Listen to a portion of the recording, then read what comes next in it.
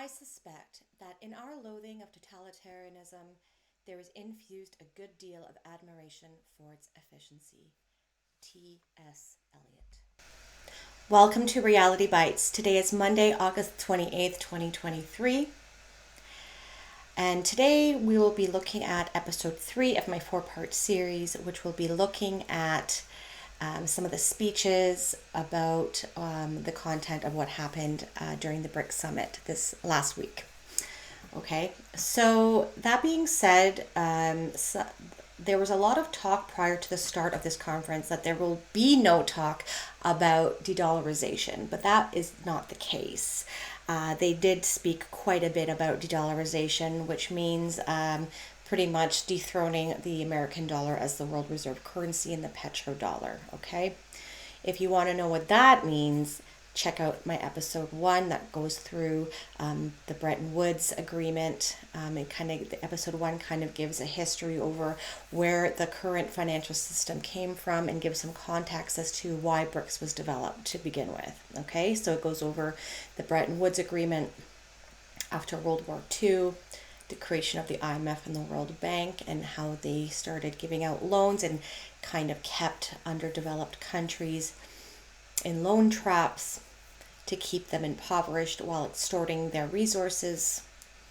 Okay, then we talk about the collapse of the Bretton Woods Agreement and the introduction of the petrodollar, and what that looks like for the world. So that is when where all oil and gas trade and purchases need to be done in American dollars. Now that is what propped up the United States for so long, as their currency was not backed by gold, and so their currency, the United States dollar, was kind of backed by military might and being the world reserve currency in petrodollar. So all oil and gas were purchased and traded in US dollars, and that's what has given them the power that they have held on to for so long. Okay, so and then the second video that I made was so in my first video we ended off with a realization that the BRICS countries are in fact pushing Agenda 30 as well as the West, and they are pushing these sustainable development goals, which is, from what I gather from my research, is communism guised as climate change. Like, we are being pushed this new initiative, a new agenda, new world order. Everything is if you know history and how human nature works, having an equal playing field and being equal never really works out. Okay, communism, socialism, Marxism is great in theory, but it never works out because of human nature. So we're going to start off with this South African Foreign Minister, Pandor. She explains why she thinks that the sessions at the BRICS Summit have been a success.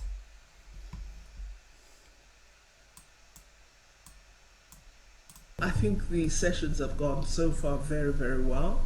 The briefings to the heads of state, the innovative thinking that the new president of the new development bank is bringing into the bank. We now have Dilma Rousseff, the former president of Brazil, as president of the NDB, and she indicated some really exciting thinking about the future and the whole discourse around the use of local currencies.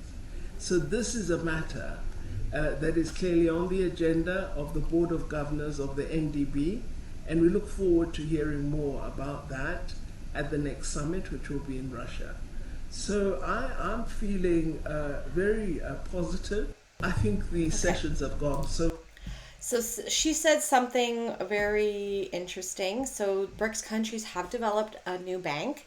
It's called the New Development Bank, and I'll be getting into that in my next episode. So in episode 4, we will be discussing this New Development Bank. It's kind of similar to the IMF and World Bank, where they will be giving out financing and loans to underdeveloped countries to help them develop infrastructure, to help to allow them to be on a more level playing field so they can trade and sell and export and import on a more sustainable level. Okay. And there is also a new payment system and a new monetary system. And down the road, they're even saying one currency to go to be utilized amongst the BRICS countries. Okay, so where do we see that talk happening before? When you have a one world government type of thing, and then you have one world currency. So that's not going to be happening right away, but that's something to put into your pocket and to keep in mind for the rest of the presentation and in the episodes, okay? So let's keep going. So next we have Vladimir Putin and his speech. So it is a 14-minute speech. I won't be playing the whole thing. I have compartmentalized it, and I will be stopping it at some points to kind of give my commentary. A lot of these leaders during this summit, and you'll see in the speeches, say key things, okay? I was having some dialogues and conversations with some individuals on Twitter for the last couple days, and a lot of people, are kind of in denial, saying, when I had mentioned that BRICS is pushing Agenda 2030 and the Sustainable Development Goals, they're like, that's the West and NATO and like the UN, and I'm like, yes, it's the UN, it's not NATO, and but yes, the West also push it, but they're saying, well, this is a different Agenda 2030. This is BRICS's own Sustainable Development Goals. It has nothing to do with the UN. Unfortunately, I wish I could be proven wrong by these people, because I thought that this was kind of like some hope coming for the world. I'm not trying to be doomsday. We can still overcome this if the people come together and say no, okay? But it's being sold and it's being rebranded as a different thing to sell it, okay? And so this is not BRICS' own Agenda 2030 and Sustainable Development Goals. This is the UN's, and you will see President Vladimir Putin specifically label it the UN Sustainable Development Goals. Okay, so let's get to this. And please bear with me. My computer is kind of acting out. This is my 5th time trying this.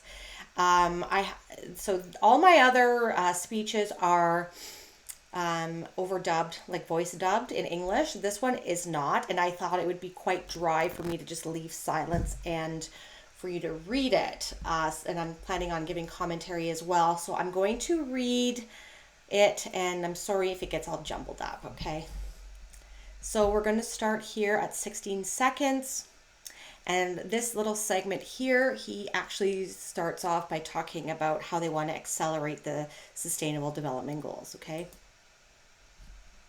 I would like to note that holding such business forums on a regular basis, along with the systemic work of the BRICS Business Council, which brings together top businessmen and heads of the major companies of the 5 countries, plays an immense practical role in promoting mutual trade and investments, enhancing cooperation ties, and expanding direct dialogue among the business communities, and thus effectively contributes to accelerated socioeconomic growth of our states and achievement of the Sustainable Development Goals. There it is, right there. Here, you can take a look at that.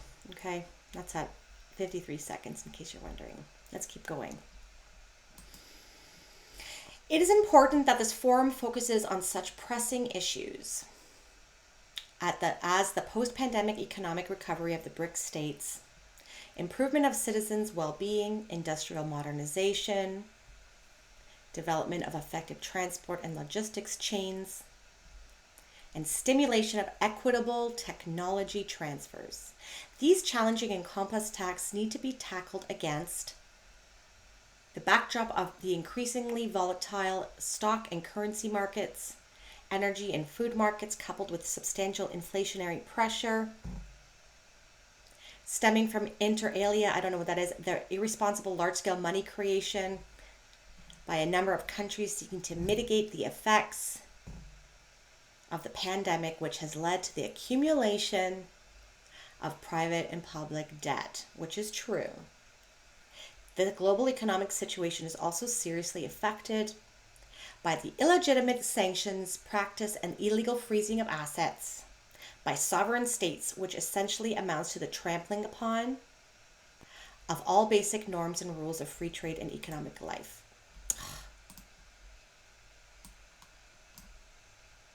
Okay, I'm going to pause that right there. So currently, America is having some sort of economic catastrophe happening. Canada's having a housing bubble about to be burst. We have inflation going through the roof. Spending is not being mitigated and not being curbed both in the United States and in Canada. It seems like those leaders are purposefully running the countries into the ground. Okay, but that we're not the only ones. China's also on the verge of having their own Lehman Brothers situation going on there. Evergrande or Evergrande, however you want to say it, which is like a housing developer or property developer. They have just filed bankruptcy with some banks in the United States and New York. So they're about to implode. Their economy in China is not doing so good either, like at all.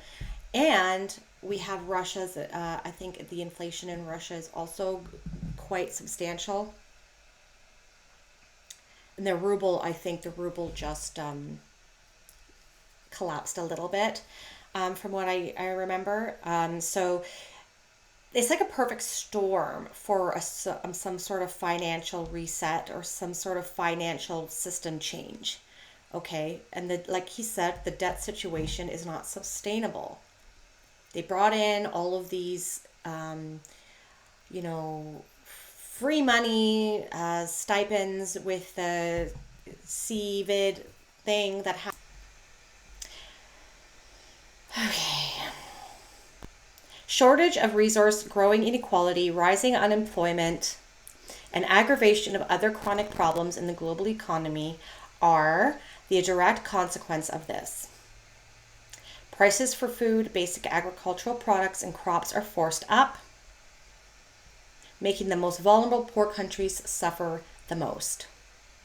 Importantly, under these circumstances, the BRICS states have stepped up their interaction and our joint work to ensure economic growth and sustainable development brings concrete, tangible results.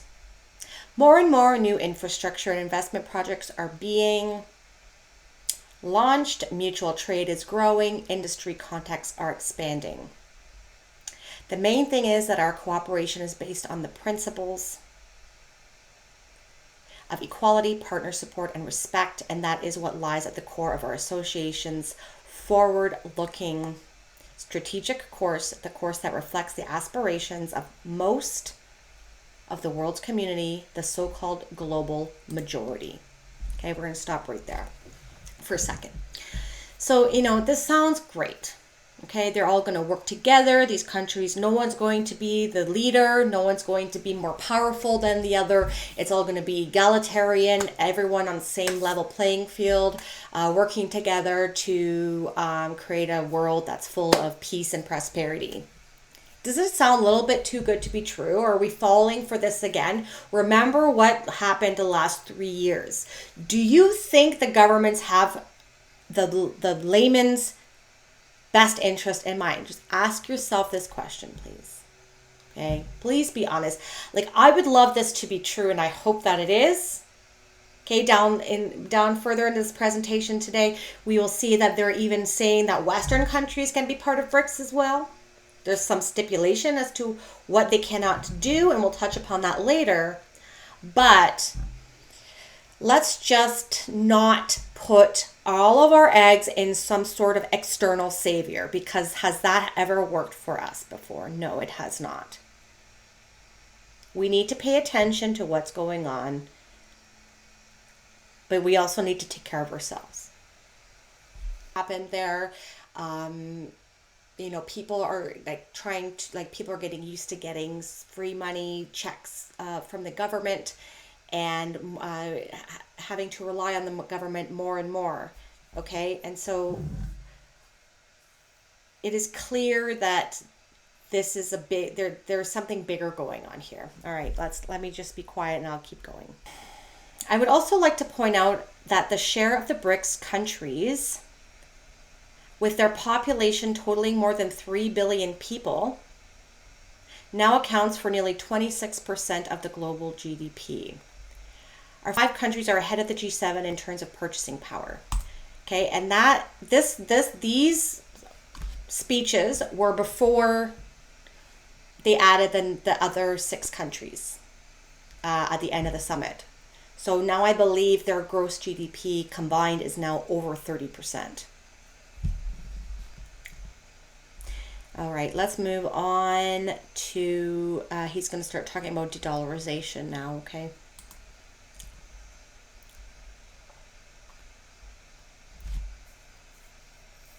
The objective and irreversible process of the de-dollarization of our economic ties is gaining pace. We are working to fine-tune effective mechanisms for mutual settlements, and monetary and financial control. Okay. They had said prior to the summit that they would not be talking, so they said that on the agenda, de-dollarization was not going to be discussed, and here we have it, okay, and monetary control. As a result, the share of US dollar in export and import operations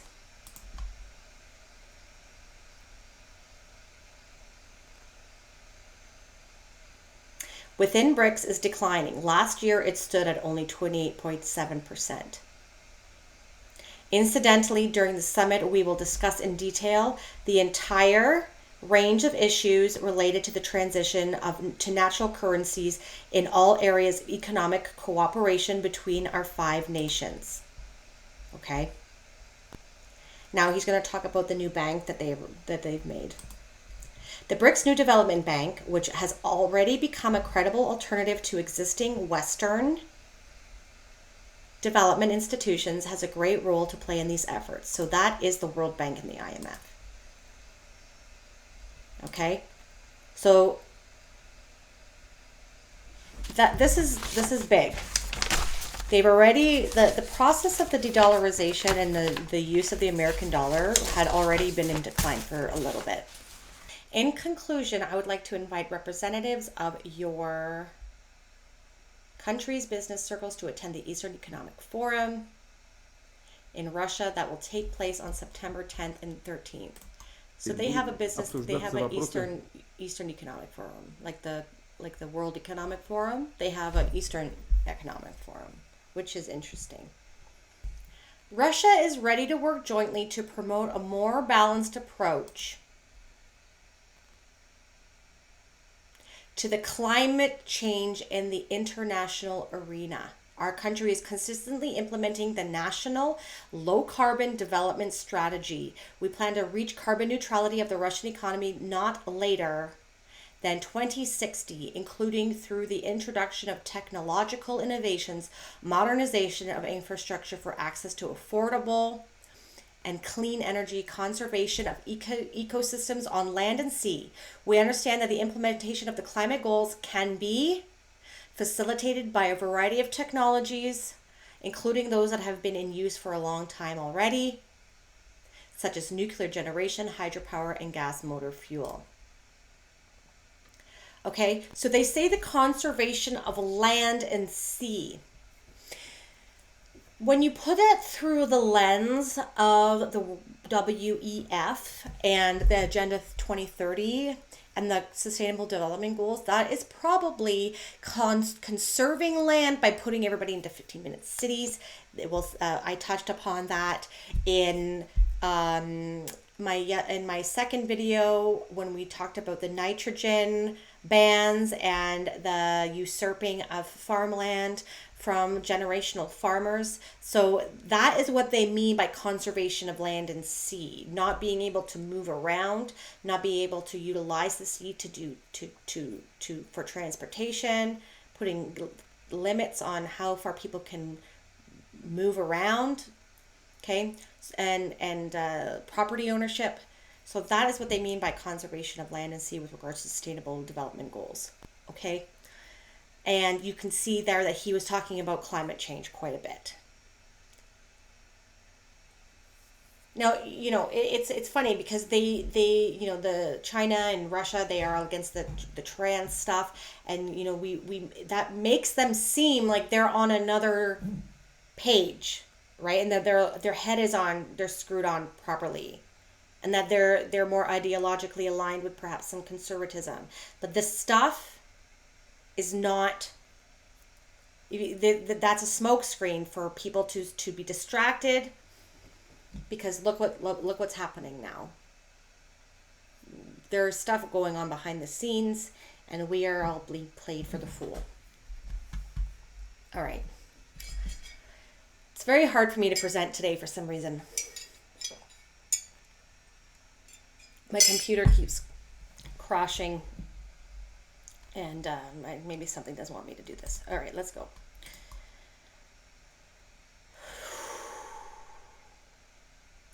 Here we have President Xi Jinping giving his speech. I don't have to read it, which is great. So one thing that he goes over is saying international rules must be written jointly rather than being dictated by those with the strongest muscles or the loudest voices. We need to accelerate the BRICS expansion process. Okay, here we are. International rules must be written and upheld jointly by all countries, based on the purposes and principles of the UN Charter, rather than dictated by those with the strongest muscles or the loudest voice. Ganging up to form exclusive groups and packaging their own rules as international norms are even more unacceptable. BRICS countries should practice true multilateralism, stick to solidarity, and oppose division, uphold the UN-centered international system, Uphold the UN-centered international system, support and strengthen the WTO-centered multilateral trading system, and reject the attempt to create small circles or exclusive blocs. It's kind of hypocritical, like avoid exclusive blocks, but that's what they're doing. But they're opening it up to possible more countries coming in, which is fine. It's just the wording's kind of weird. We need to fully leverage the role of the new development bank, push forward reform of the international financial and monetary systems. So push reform of the international monetary system. So that means de-dollarization and coming up with a financial reset. And increase the representation and voice of developing countries. I am glad to see the growing enthusiasm of developing countries about BRICS, about participating in BRICS cooperation, and quite a number of them have applied to join the BRICS cooperation mechanism. We need to make good use of the BRICS Plus cooperation format and accelerate the BRICS expansion process to bring more countries Accelerate the BRICS expansion process into the BRICS family, so as to pool our strength, pool our wisdom to make global governance more just global governance and equitable. Colleagues, as an ancient Chinese saying goes, designs for justice prevail, and acts for the benefit of the people succeed. The cause of BRICS champions international justice and benefits the peoples of our 5 countries. It will grow steady and strong and make greater contributions to world peace and development. Okay, so that is Xi Jinping's speech summary.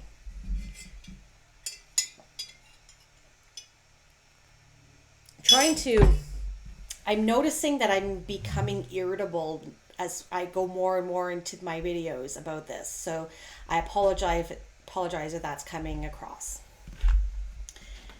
All right, so let's keep moving on here. Who do we got next? We have, okay, so Xi Jinping was saying that, they want to exponentially expand BRICS countries, right, all over the world. So this is the gentleman I follow, Angelo Giuliano. He is a Swiss guy. He's Italian. He lived in Switzerland for quite some time, but he's been living in China since like 1992. And he does some geopolitical videos and conversations with Brian Bertolletic, who I post all the time on my Twitter. But he can give a different kind of perspective as to what's happening in China. Now, he highlights the fact that yes, China, and he doesn't agree with everything that they do, but China, does have less freedoms, but the people choose it because they feel safer and they are more happier with the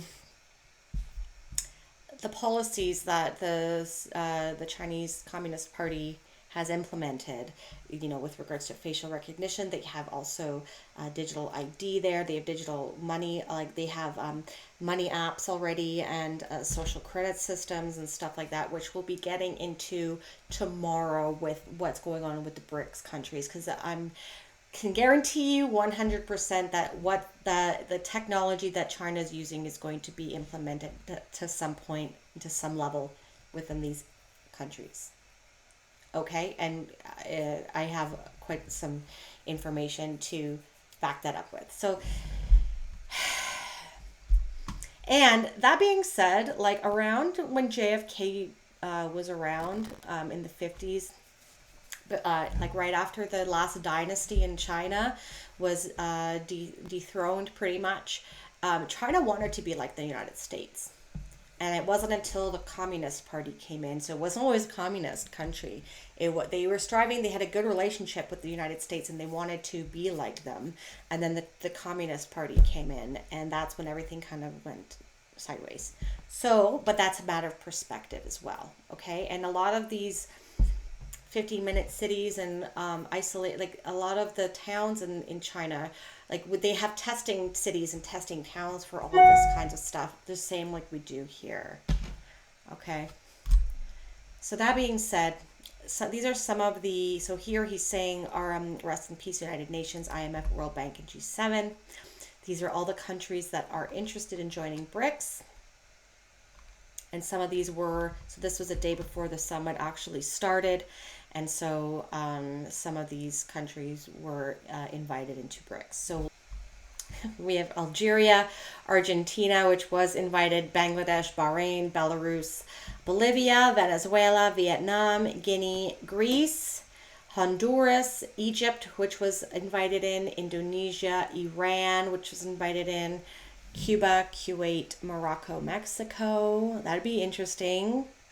The BRICS nation was bordering onto the United States of America. Nigeria, UAE, which was admitted, Tajikistan, Thailand, Tunisia, Turkey, Syria, Saudi Arabia, and which was Saudi Arabia and Ethiopia were also invited.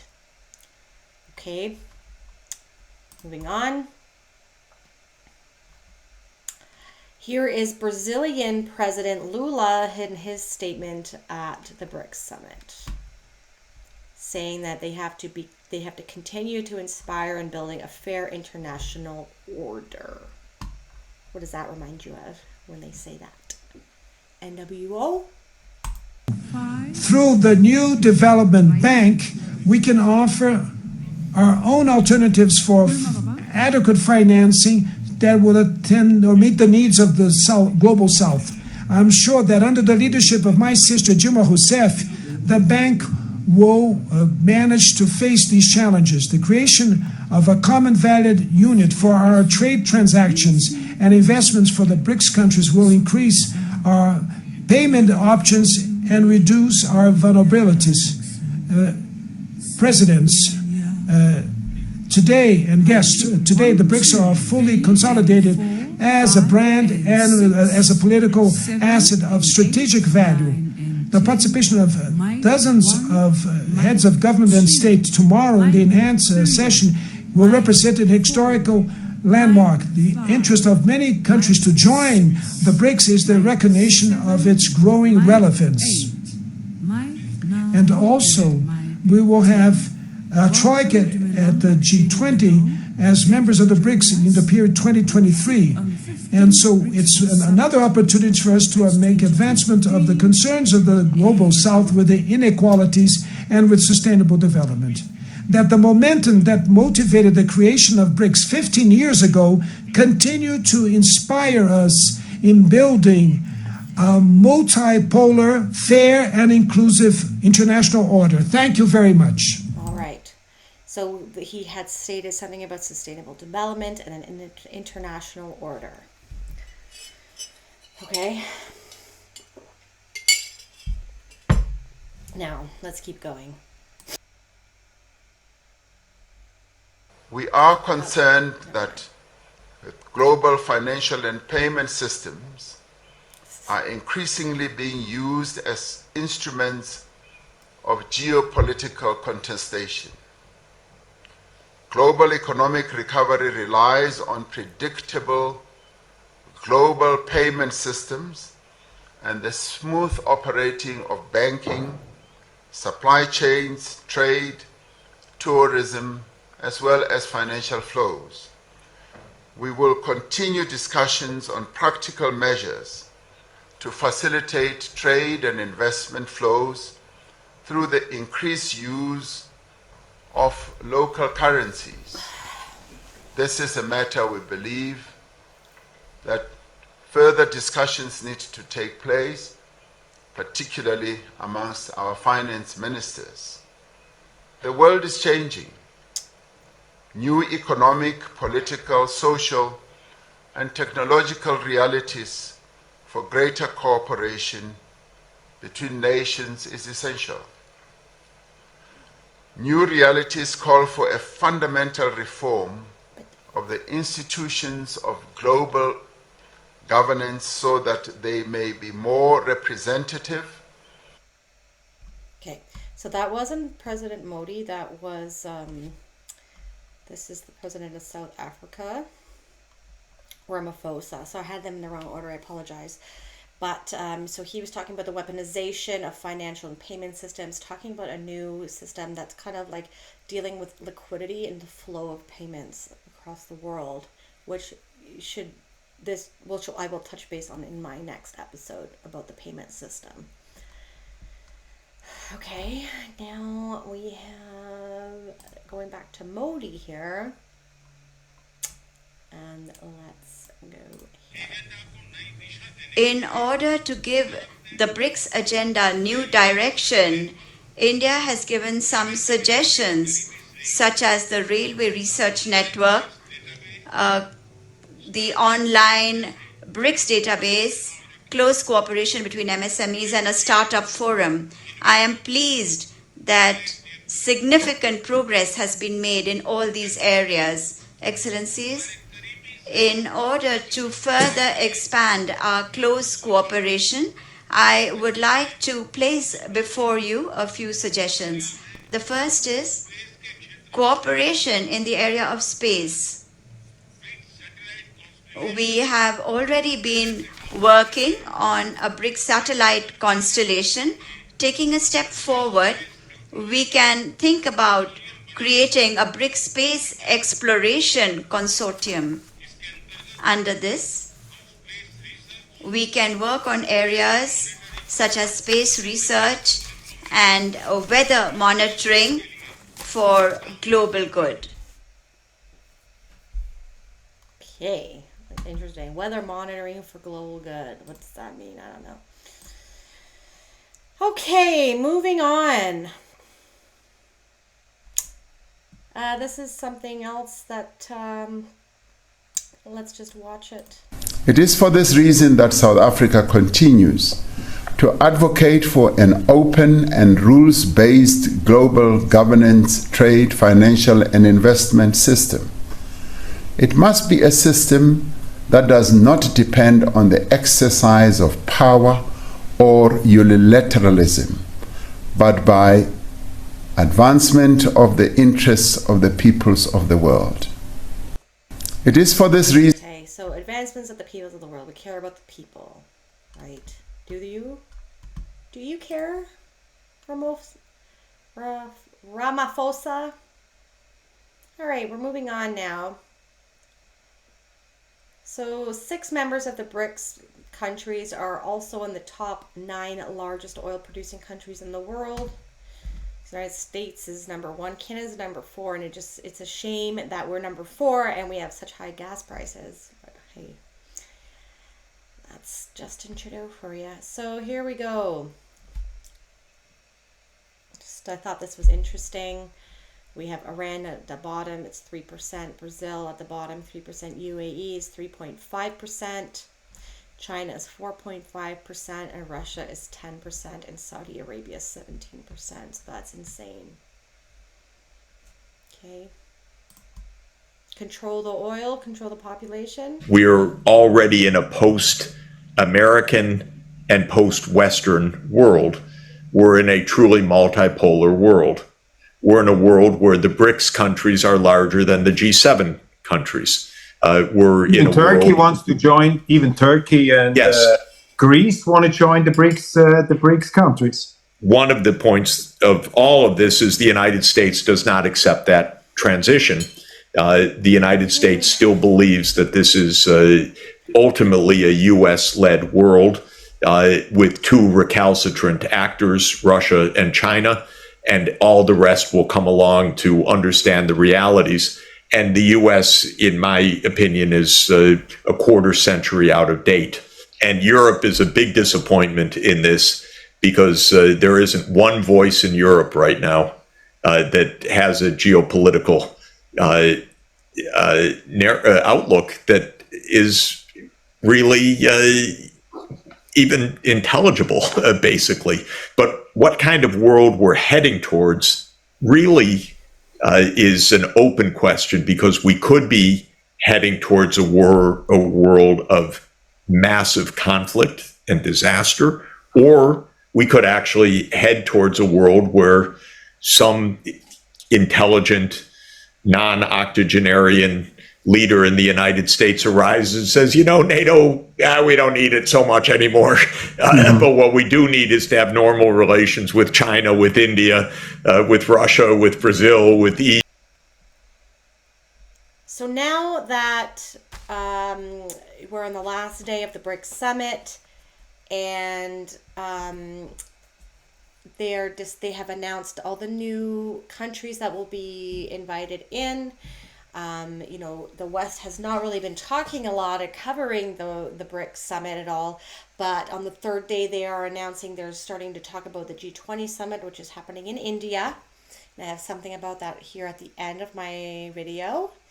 And also reforming the IMF and the World Bank. Now, we see here that BRICS is making their own version, which is which is called the New Development Bank. So now they're being reactive instead of being proactive. They're being reactive now, saying that they're going to reform the IMF and the World Bank. But you know what? I think that reputation has been soiled, and you can't really reform that. What do you think? Let me know in the comments.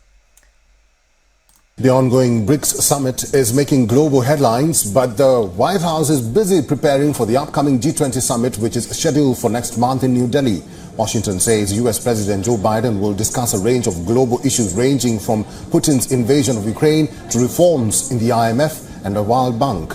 President Biden is expected to confront his Russian counterpart over the invasion of Ukraine. He is also expected to touch upon the economic and social impacts of Putin's war in Ukraine, including the energy crisis it has triggered.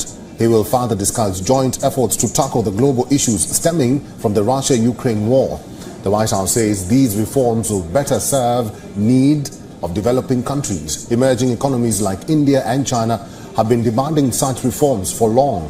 White House National Security Advisor Jake Sullivan said the existing Bretton Woods institutions need to offer a better alternative for development support and even financing to what he called China's coercive and unsustainable lending through Belt and Road Initiative. Right, so the United States is saying that China and Russia have been putting countries in a debt trap. Well, that is what the IMF and the World Bank has been doing for decades and has not developed or moved any country forward with regards to infrastructure to just put them in worse conditions than they started. Meanwhile, China and Russia actually have even, said that they would cancel countries' debts. That certain countries in Africa and in Asia, they have actually said that you don't have to pay us back. So that is interesting that the United States takes that stance because they feel threatened, right? At the G20 summit, Sullivan said Biden will really focus a lot of his energy on the modernization of the multilateral development banks, including the World Bank and the IMF, adding that the aim is to ensure that the development banks offer high standard, high leverage solutions to the challenges developing countries face. He called the two institutions highly effective and transparent, contrasting that to Beijing's Belt and Road Initiative. That is contrasting that to Beijing's Belt and Road Initiative. The BRI is a decade-old program. It seeks to extend China's weight in global development that has involved large infrastructure and industrial loans to poorer countries. Sullivan said the US will push proposals in New Delhi that will increase World Bank and IMF lending power by some $200 billion. The White House official, however, stressed that as a member of the G20 and a key partner in the IMF and World Bank, and then suddenly.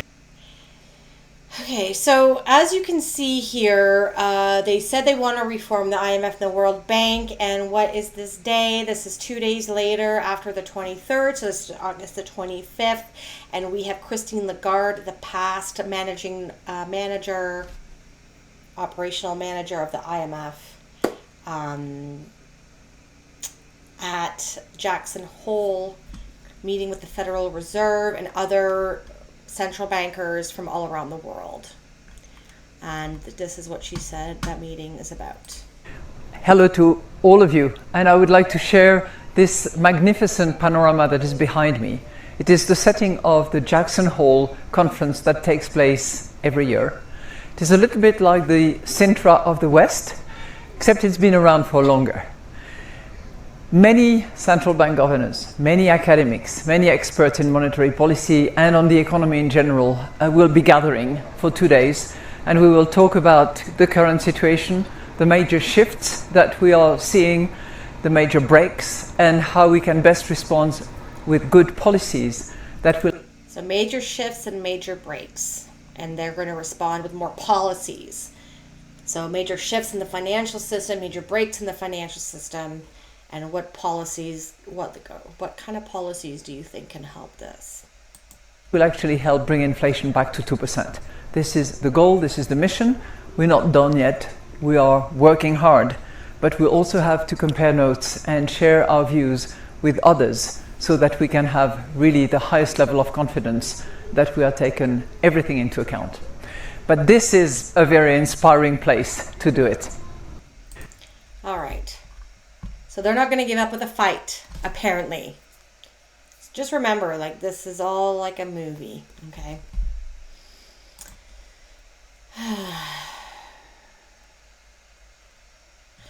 Okay, so this is just a little bit of a fast forward to September when we have the G20.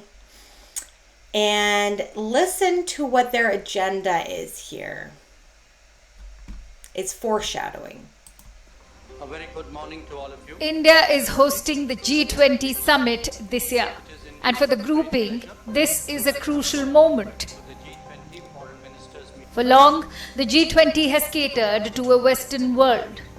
It may include members of the global South. But when it came to their issues, the G20 turned a blind eye. But not this time. Heading this year's presidency is New Delhi. and it wants to champion the voice of the global south. India wants G20 nations to rise above differences. It wants them to address global challenges. The likes of climate change.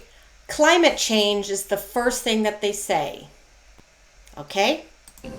Cybersecurity. Cybersecurity. They have been calling for cyber attacks. The World Economic Forum has made videos about cyber attacks taking out infrastructure and having blackouts that'll be worse than the previous pandemic that we have just gone through. And water scarcity. Water scarcity. Remember in my last video where it says you control the water, you control the population. It wants the group to use its collective expertise to ensure a prosperous future for all. So what are the issues India will raise at this G20 summit? First, debt relief for developing nations. During the Cold War, the global south was vulnerable. They needed money. The West was wary of communist influence, so they dished out funds. Then came other development projects in the 21st century. Thus came more funds. The gains have withered away, but the debts remain. So New Delhi will push for global debt relief. Global debt relief. Okay, so that is another theory that has been pushed as well to usher in the new financial reset, is that because if all banks go under, let's say there was some black swan event and the debt situation has just gone too out of control, they might collapse the whole system and everyone's debt is going to be, like even people, everyone's debt is going to be annihilated and erased. But then they're going to come in with this like problem reaction solution. They're going to come in with the solution, and it's like CBDCs. They already have a new system in place. And then if you want to use it, say, hey, we erased your debt, but now you have to use this digital ID and you have to utilize our CBDC. That might not be the only solution. That might be just one aspect of the new financial system. But, it's funny that they're mentioning global debt relief. And I know they're talking about countries, but it's just, you need to pay attention to these little synchronicities, okay? Because they tell you exactly what they're going to do before they do it.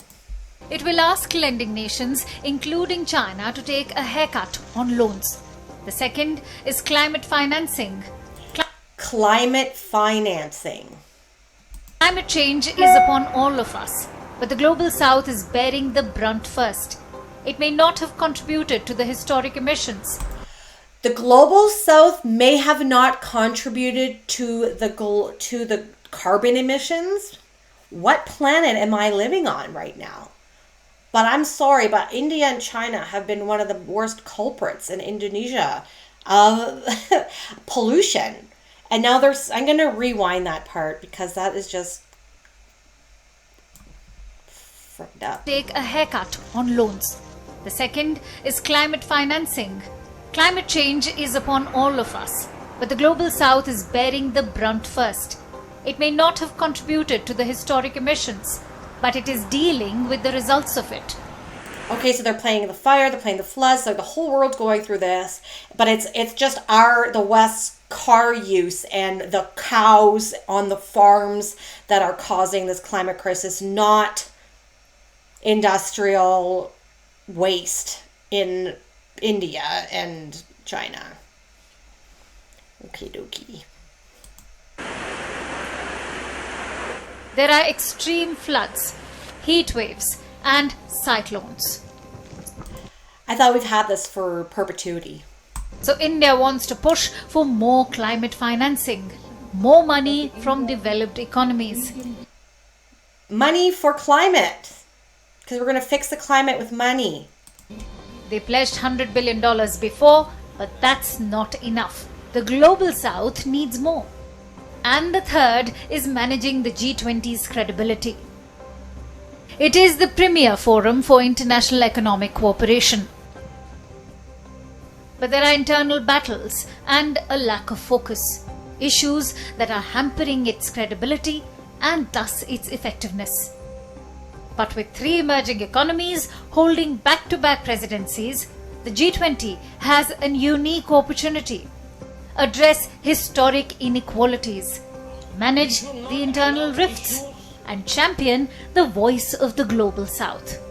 India plans to do all of this come September.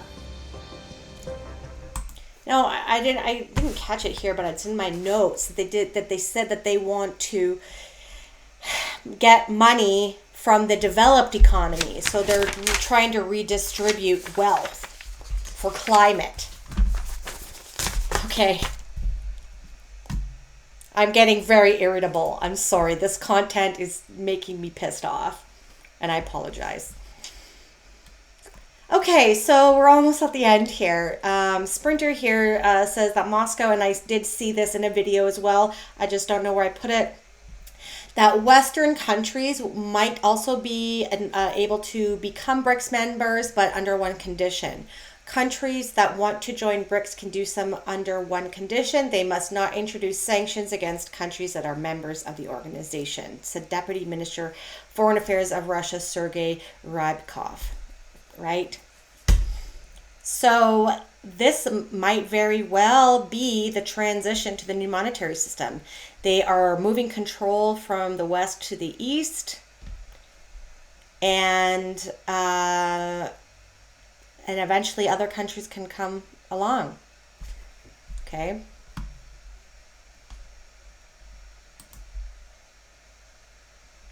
And now to end here, there's a difference between the BRICS Bank and BRICS nations. So the BRICS Bank is now accepting 4 to 5 new members after the summit, and those are,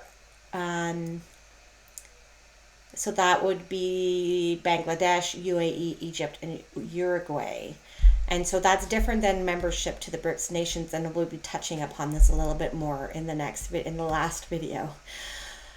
Okay, so that being said, I would just like to thank everyone for your patience with me today. My first 2 videos were, I didn't even have to edit anything pretty much. Like the first video, I edited nothing. The second video, I edited 1 thing in the beginning, and then this video, I have like more than 20 things I'm gonna need to edit. So like, it's not very smooth, and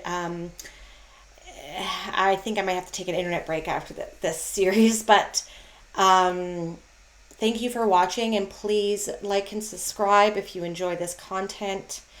This is a very important time in our lives, and I hope that this information was valuable to you.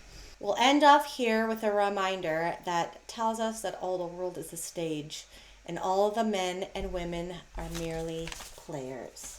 Thank you again, and have a wonderful day.